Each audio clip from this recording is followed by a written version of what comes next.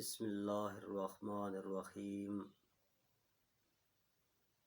ولو انہم اذ ظلموا انفسہم جاؤک فاستغفروا اللہ واستغفر لهم الرسول لوجدوا اللہ توابا رحیما۔ جناب مولانا خضر حجات بکھروی صاحب، آپ کا مسئلہ استشفاء پر سننے کا اتفاق ہوا تو اس کے اندر آپ نے یہ فرمایا، یہ آیہ مقدسہ تلاوت فرمائی، وَلَوْ أَنَّهُمْ إِذ ظَلَمُوا أَنفُسَهُمْ جَاءُوكَ۔ تو آپ نے اس کے اندر یہ فرمایا کہ انہم میں ہم ضمیر، اس سے مراد منافقین کی جماعت ہے۔ جناب واقعی اس آیہ مقدسہ کے سیاق سے یہی بات واضح ہوتی ہے کہ ہم ضمیر سے مراد منافقین ہیں۔ آگے آپ نے یہ فرمایا کہ اگر اہل تشیع، رضا خانی اور اہل بدعت لڑ دیوبندی جو اس آیہ مقدسہ سے مسئلہ استشفاء ثابت کرتے ہیں اور کہتے ہیں کہ اس آیہ مقدسہ کا حکم قیامت تک باقی ہے، اگر یہ حضرات بھی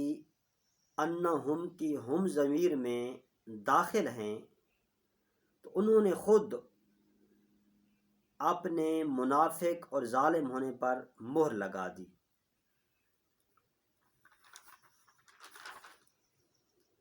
آگے جناب آپ نے یہ فرمایا کہ کسی صحابی، تابعی یا کسی امام سے ثابت نہیں کہ اس نے قبر مصطفیٰ صلی اللہ علیہ وآلہ آلہ وسلم پر جا کر استشفاء کیا ہو۔ آگے آپ نے حضرت امام مالک رحمۃ اللہ تعالی علیہ کے متعلق کہ وہ روایت جو اکثر پیش کی جاتی ہے کہ آپ سے سوال کیا گیا تو آپ نے فرمایا کہ بل استقبل ہو واستشفا، کہ سرکار دو جہاں علیہ السلام کی طرف منہ کیجئے اور ان سے شفا طلب کیجئے۔ تو آپ نے فرمایا کہ امام مالک رضی اللہ تعالیٰ عنہ کے ذمہ جھوٹ لگاتے ہیں۔ آگے آپ نے حضرت علی المرتضیٰ شیر خدا رضی اللہ تعالیٰ عنہ والی روایت کہ ایک اعرابی قبر مصطفیٰ پہ حاضر ہوا اور اس نے آپ سے استشفاء کیا، آپ نے فرمایا کہ اس روایت کی سند صحیح ثابت نہیں۔ جناب کی اس تقریر سے ہاں ایک اور بات کہ آپ نے فرمایا کہ اگر کوئی شخص قسم اٹھاتا ہے کہ فلاں شخص کے پاس نہیں جائے گا، اگر وہ بندہ فوت ہو جاتا ہے، وہ قسم اٹھانے والا اس کی قبر پہ چلا جاتا ہے تو وہ حانس نہیں ہوگا۔ جناب آپ کی اس تقریر سے چند اشکال وارد ہوتے ہیں جن کی وجہ سے مسئلہ استشفاء سمجھ میں نہیں آ رہا۔ مہربانی فرما کر ان اشکال کے مدلل اور صاف طریقہ سے جواب ارشاد فرما دیجیے گا تاکہ ذہن کے اندر کسی قسم کا کوئی خلل اور اشکال باقی نہ رہے۔ جناب کی مہربانی ہوگی، نوازش ہوگی۔ جناب پہلا اشکال کہ ہم ضمیر سے مراد منافقین کی جماعت ہے،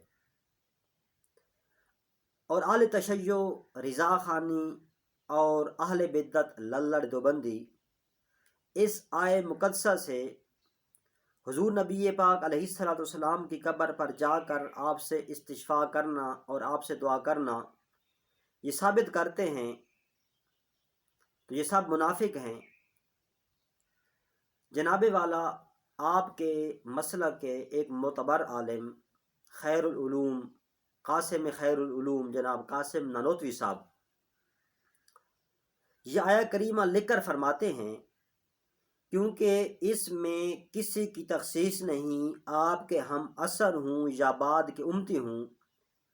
اور تخصیص ہو تو کیوں کر ہو، آپ کا وجود تربیت تمام امت کے لیے یکساں رحمت ہے کہ پچھلی امتیوں کا آپ کی خدمت میں آنا اور استغفار کرنا اور کرانا جب ہی متصور ہے کہ قبر مبارک میں زندہ ہوں۔ آب حیات صفحہ 40۔ اسی طرح آپ کے مسلک کے عالم مولانا ظفر احمد عثمانی صاحب فرماتے ہیں، اس آیہ کریمہ کا حکم آپ کی وفات کے بعد بھی باقی ہے۔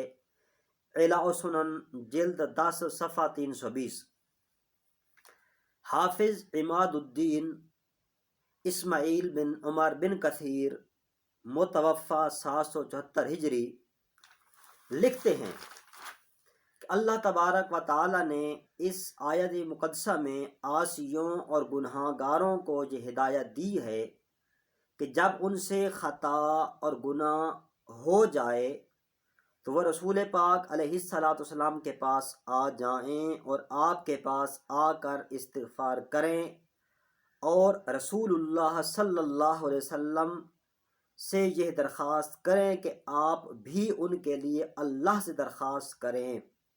جب آپ اللہ سے درخواست کریں گے تو اللہ تبارک و تعالیٰ کو بہت ہی زیادہ توبہ قبول کرنے والا اور مہربان پائیں گے۔ اسی طرح جناب مفتی محمد شفیع صاحب متوفہ 1396 ہجری، یہ بھی آپ کے مسلک کے عالم ہیں، فرماتے ہیں یہ آیت اگر خاص واقع منافقین کے بارے میں نازل ہوئی ہے، لیکن اس کے الفاظ سے ایک عام ضابطہ نکل آیا کہ جو شخص رسول اللہ صلی اللہ علیہ وآلہ وسلم کی خدمت میں حاضر ہو جائے اور آپ اس کے لیے اس دعائے مغفرت فرما دیں، اس کی مغفرت ضرور ہو جائے گی، اور آن حضرت صلی اللہ علیہ وآلہ وسلم کی خدمت میں حاضری جیسے آپ کی دنیاوی حیات کے زمانہ میں ہو سکتی تھی، اسی طرح آج بھی روضہ اقدس پر حاضری اسی حکم میں ہے۔ معارف القرآن جلد 2 صفحہ 459-60۔ جناب والا یہ نانوتوی صاحب مولانا ظفر احمد عثمانی صاحب، حافظ عماد الدین صاحب، جناب مفتی محمد شفیع صاحب، یہ سب منافق تھے اور سب بدعتی تھے۔ کیا ان پر منافقوں اور بدعتیوں والے احکام جاری ہوں گے کہ نبی پاک علیہ السلام کا ارشاد گرامی کا مفہوم ہے کہ بدعتی جہنم کے کتے ہیں؟ کیا یہ سب حضرات معاذ اللہ ثم معاذ اللہ نعوذ باللہ من ذالک یہ جہنم کے کتے ہیں؟ اور دیگر احکامات بھی بدعتیوں اور منافقین کے ان پہ جاری ہوں گے یا نہیں؟ جناب دوسرا اشکال یہ تھا کہ آپ نے فرمایا کہ کسی صحابی، کسی تابعی اور کسی امام سے یہ ثابت نہیں کہ اس نے قبر انور پر جا کر حضور علیہ السلام سے استشفاء کیا ہو۔ اسی طرح آپ کے مسلک کے علماء ابن تیمیہ، ابن قیم، ابن الہادی وغیرہ ہم نے بھی نبی پاک علیہ السلام کے روضہ مبارک پر حاضر ہو کر دعا کی درخواست کرنے کو ناجائز قرار دیا۔ جواب میں وہی دلیل پیش کی جو آپ نے پیش کی کہ کسی صحابی، کسی تابعی اور کسی امام سے ثابت نہیں۔ اگر ایسا جائز ہوتا تو وہ ضرور ایسا کرتے۔ تو اس کے جواب میں آپ ہی کے مسلک کے عالم شیخ محمد سرفراز خان صفدر صاحب یہ لکھتے ہیں کہ یہ ان حضرات کا ایک علمی مغالطہ ہے، کیونکہ قبر کے پاس حاضر ہو کر سفارش کرانا اور طلب دعا نہ تو فرض و واجب ہے اور نہ سنت مؤکدہ، تاکہ یہ حضرات اس پر خواہ مخواہ ضرور عمل کر کے دکھاتے اور اس کارروائی کے نہ کرنے پر ملامت کیے جاتے۔ اس کارروائی کے مقر اس کو صرف جائز ہی کہتے ہیں، اور جواز کے اس بات کے لیے حضرت بلال بن حارث رضی اللہ تعالی عنہ کا یہ فعل، جس کی حضرت عمر اور دیگر صحابہ کرام علیہم رضوان نے تائید فرمائی ہے، کیا کم ہے؟ اگر حضرت ابن عمر صحابی ہے جنہوں نے ایسا نہیں کیا تو یقین جانیے کہ بلال بن حارث رضی اللہ تعالیٰ عنہ اور ان کی اس کارروائی کے مصدقین بھی صحابہ ہی ہیں۔ اگرچہ حافظ ابن تیمیہ یہ کارروائی تسلیم نہیں کرتے، لیکن اس کا اقرار کرتے ہیں کہ یہ کارروائی بعض متاخرین سے ثابت ہے۔ جناب، تیسرا اشکال کہ آپ نے فرمایا حضرت علی کرم اللہ تعالی وجہ الکریم والی روایت کے ایک اعرابی آپ کی قبر انور پر حاضر ہوا اور اس نے آپ سے استشفاء کیا۔ اس روایت کی سند صحیح نہیں ہے۔ جناب والا، اس حدیث کو بے شمار مفسرین کرام نے بزرگان دین نے نقل فرمایا ہے، جن کے اندر ابن کثیر نے تفسیر ابن کثیر کے اندر جلد 1 صفحہ 520 پر، اور یہی واقعہ امام نووی نے کتاب الاذکار صفحہ 185 طبع مصر میں، اور علامہ ابو البرکات عبداللہ بن احمد النصفی الحنفی المتوفی 710 ہجری، انہوں نے اپنی تفسیر مدارک جلد 1 صفحہ 399 میں، اور علامہ تقی الدین سبکی نے شفاء السقام صفحہ 46 میں، اور شیخ عبدالحق محدث دہلوی نے جذب القلوب صفحہ 195 میں، اور علامہ بحر العلوم عبدالعلی نے رسائل الارکان میں صفحہ 280 طبع لکھنؤ میں نقل کیا ہے، اور علامہ علی بن عبدالقافی السبکی اور علامہ سمہودی لکھتے ہیں کہ اتبی کی حکایت اس میں مشہور ہے، اور تمام مذاہب کے مصنفین نے مناسک کی کتابوں میں اور مورخین نے اس کا ذکر کیا ہے، اور سب نے اس کو مستحسن قرار دیا ہے۔ اسی طرح دیگر متعدد علماء نے قدیماً و حدیثاً اس کو نقل کیا ہے، اور حضرت تھانوی صاحب لکھتے ہیں کہ مواہب میں بسند امام ابو منصور صباغ اور ابن النجار اور ابن عساکر اور ابن الجوزی رحمہ اللہ تعالی علیہم اجمعین نے محمد بن حرب ہلالی سے روایت کیا ہے کہ قبر مبارک کی زیارت کر کے بیٹھا تھا کہ ایک عربی آیا اور زیارت کر کے عرض کیا، یا خیر الرسول صلی اللہ علیہ وسلم، اللہ تبارک و تعالیٰ نے آپ پر سچی کتاب نازل فرمائی ہے، اور اس کتاب مجید میں یہ آیہ مقدسہ بھی شامل ہے، وَلَوْ أَنَّهُمْ إِذ ظَّلَمُوا أَنفُسَهُمْ جَاءُوكَ فَاسْتَغْفَرُوا اللَّهَ وَاسْتَغْفَرَ لَهُمُ الرَّسُولُ لَوَجَدُوا اللَّهَ تَوَّابًا رَحِيمًا۔ اور میں آپ کے پاس اپنے گناہوں سے استغفار کرتا ہوں، اور اپنے رب کے حضور میں آپ کے وسیلہ سے شفاعت چاہتا ہوا آیا ہوں۔ پھر 2 شعر پڑھے۔ اس محمد بن حرب کی وفات 228 ہجری میں ہوئی، غرض زمانہ خیر القرون کا تھا، اور کسی سے اس وقت نکیر منقول نہیں، پس حجت ہو گیا۔ نشر الطیب صفحہ 254۔ جناب والا مولانا اشرف علی تھانوی صاحب یہ واقعہ نقل کرتے ہیں، اور اس واقعہ سے بالکل یہ بات واضح اور روشن ہے کہ وہ آنے والا منافق نہیں تھا، مسلمان ہی تھا، اور جنہوں نے اس واقعہ کو بیان کیا ہے وہ بھی صحابہ کرام تھے، اور ان کی تائید کرنے والے بھی صحابہ کرام تھے، اور اس واقعہ کو نقل کرنے والا آپ ہی کے مسلک عالم اشرف علی تھانوی صاحب ہے کہ اب اشرف علی تھانوی صاحب بھی منافق بنیں گے، بدعتی بنیں گے یا نہیں، اور وہی احکام بدعتی جہنمیوں کے کتے ہیں اور دیگر احکام اشرف علی تھانوی صاحب پہ بھی جاری ہوں گے یا نہیں۔ ان سب کا حوالہ جات کے علاوہ الجامع لاحکام القرآن جلد 5 صفحہ 265، البحر المحیط جلد 3 صفحہ 694، حاشیہ علی الجلالین بحوالہ تفسیر مدارک صفحہ 14 جلد حاشیہ 80 صفحہ 14 حاشیہ 80 پر بھی یہ روایت منقول ہے۔ جناب، اگر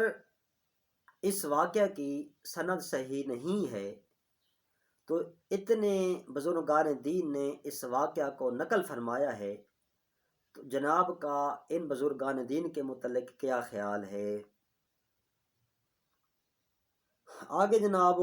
حضرت بلال بن حارث رضی اللہ تعالی عنہ والی روایت، جس کا ذکر پہلے بھی ہو چکا ہے، اس کے متعلق آپ کے مسلک کے مشہور عالم دین شیخ محمد سرفراز خان صفدر لکھتے ہیں، اس روایت کے سب راوی ثقہ ہیں، حافظ ابن کثیر، حافظ ابن حجر اور علامہ سمہودی وغیرہ۔ ہم اس روایت کو صحیح کہتے ہیں۔ امام ابن جریر اور حافظ ابن کثیر فرماتے ہیں کہ یہ واقعہ 17 ہجری اور 18 ہجری کی ابتدا کا ہے۔ تاریخ طبری جلد 4 صفحہ 98، البدایہ والنہایہ جلد 7 صفحہ 91، اور مؤرخ عبد الرحمن بن محمد خلدون المتوفی 808 ہجری فرماتے ہیں کہ یہ واقعہ 18 ہجری کا ہے۔ ابن خلدون جلد 2 صفحہ 659۔ یہ واقعہ حضرت صلی اللہ علیہ وآلہ وسلم کی وفات حضرت آیات سے تقریباً 7-8 سال بعد پیش آیا۔ اس وقت بکثرت صحابہ کرام علیہم رضوان موجود تھے۔ خواب دیکھنے والے کوئی مجہول شخص نہیں ہیں، بلکہ جلیل القدر حضرت بلال بن حارث رضی اللہ تعالی عنہ المتوفی 67 ہجری تھے۔ حضرت صلی اللہ علیہ وسلم کی قبر مبارک کے پاس حاضر ہو کر طلب دعا اور سوال شفاعت شرک نہیں، ورنہ یہ جلیل القدر صحابی یہ کارروائی ہرگز نہ کرتے۔ یہ معاملہ نئے خواب کا نہیں ہے، بلکہ اس سچے خواب کو خلیفہ راشدین حضرت عمر رضی اللہ تعالی عنہ کی تائید و تصویب حاصل ہے، اور اس کارروائی کا حکم پہلے تو علیکم بسنتی و سنت الخلفاء راشدین کے تحت سنیت کا ہوگا، ورنہ استحباب کا اور اقل درجہ جواز سے کیا کم ہوگا۔ تسکین الصدور صفحہ 352-53، ملخصاً مطبوعہ ادارہ نصرت العلوم گوجرانوالہ۔ جناب، اس کے علاوہ 2 اعتراض باقی ہیں۔ حضرت امام مالک رضی اللہ تعالی عنہ پر جو ہم نے جھوٹ باندھا ہے، تو اس پر جھوٹ باندھا گیا ہے، اور دوسری وہ قسم والی بات، وہ کسی اور وقت میں ہم آپ سے اس کے متعلق استفہام کریں گے تاکہ مسئلہ ہم کو اچھی طرح سمجھ آ جائے۔ مہربانی فرما کر ان اشکال کا مدلل طریقے سے، مفصل طریقے سے جواب ارشاد فرمائیے گا، تاکہ مسئلہ استشفاء سمجھنے میں کسی قسم کا کوئی ابہام باقی نہ رہ جائے اور مسئلہ اچھی طرح سمجھ آ جائے۔ آپ کی مہربانی ہوگی۔ آمین و آخر دعوانا ان الحمد للہ رب العالمین۔